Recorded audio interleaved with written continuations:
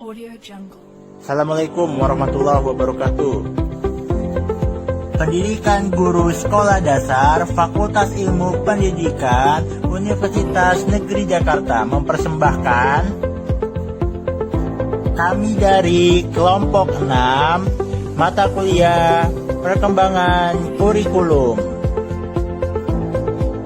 yang beranggotakan Rafita Risma Fazi, Nindya Prita Berlina, Tita Saidatun Nafisa, dan Livian Fauzi. Pada hari ini, kelompok kami akan membahas kurikulum di negara Jepang. Tahukah kamu, menurut idntimes.com, Jepang menjadi negara dengan sistem pendidikan terbaik loh setelah Korea Selatan. Hal ini terlepas dengan kurikulum yang digunakan oleh negara Jepang.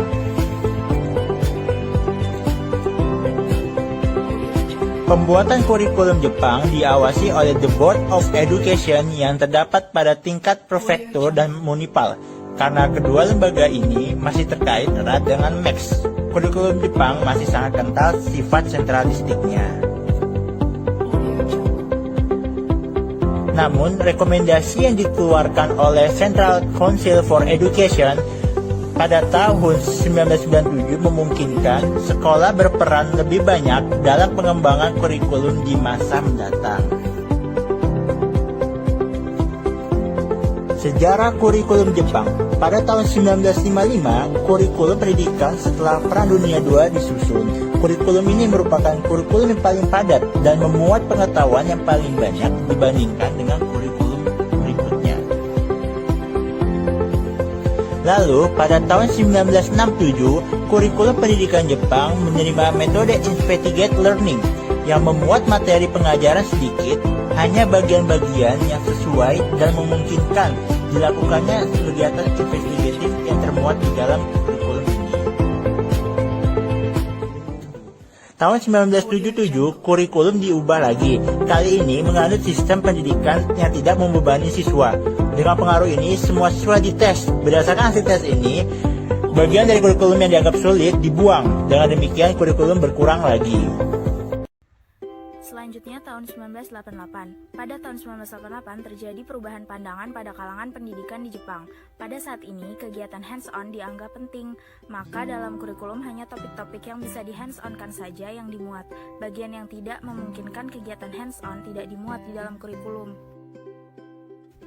Selanjutnya tahun 1998, kurikulum yang dipakai sekarang ini merupakan kurikulum yang disusun pada tahun 1998. Kurikulum ini merupakan yang paling sedikit dan paling ringan muatannya. Namun kurikulum ini mendapat kritikan karena dianggap kurang memfasilitasi siswa yang berbakat. Nah, sebagai pengganti kurikulum 1998, pada tahun 2001, Kementerian Pendidikan Jepang mengeluarkan rencana reformasi pendidikan di Jepang yang disebut sebagai Rainbow Plan. Isi Rainbow Plan meliputi, yang pertama, mengembangkan kemampuan dasar siswa dalam model pembelajaran yang menyenangkan. Ada 3 pokok arahan, yaitu pengembangan kelas kecil terdiri dari 20 anak per kelas, pemanfaatan teknologi informasi dalam proses belajar mengajar, dan pelaksanaan evaluasi belajar secara nasional.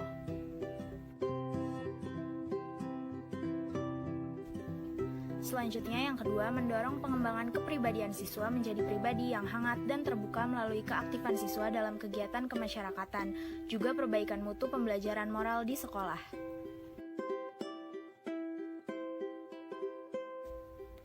Yang ketiga, mengembangkan lingkungan belajar yang menyenangkan dan jauh dari tekanan, diantaranya dengan kegiatan ekstrakurikuler, olahraga, seni, dan sosial lainnya.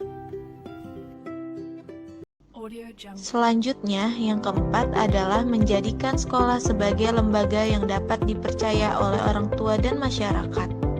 Tujuan ini dicapai dengan menerapkan sistem evaluasi sekolah secara mandiri dan evaluasi sekolah oleh pihak luar. Yang kelima, melatih guru untuk menjadi tenaga profesional. Salah satunya dengan pemberlakuan evaluasi guru, pemberian penghargaan, dan bonus kepada guru yang berprestasi. Yang keenam, pengembangan universitas bertaraf internasional.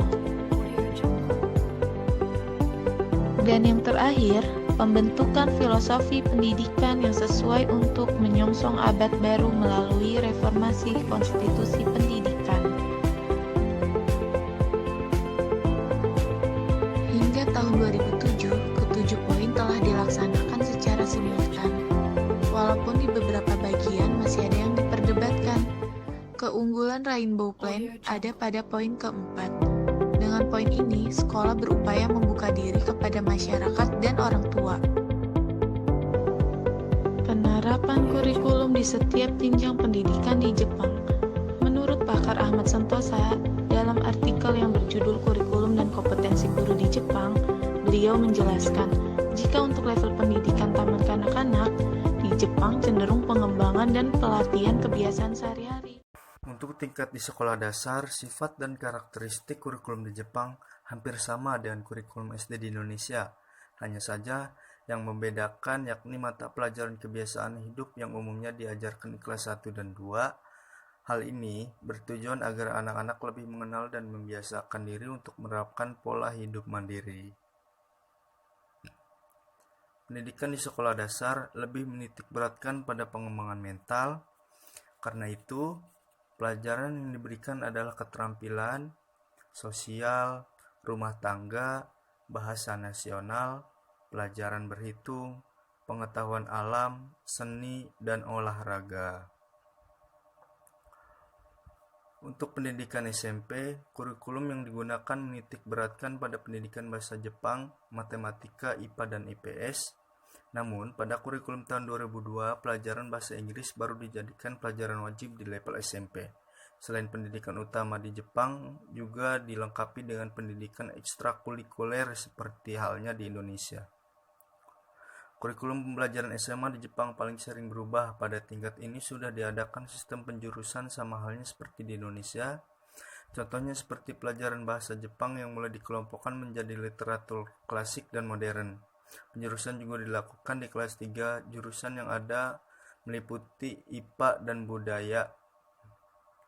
Namun seiring dengan berjalannya waktu, penjurusan mengalami perkembangan karena banyaknya lulusan SMA yang memilih untuk masuk ke akademi yang terkait dengan teknik pertanian, perikanan, kesejahteraan masyarakat, dan lain sebagainya. Mungkin hanya itu yang dapat kelompok kami sampaikan. Kurang lebihnya mohon maaf. Wabillahi taufik wal hidayah. Wassalamualaikum warahmatullahi wabarakatuh.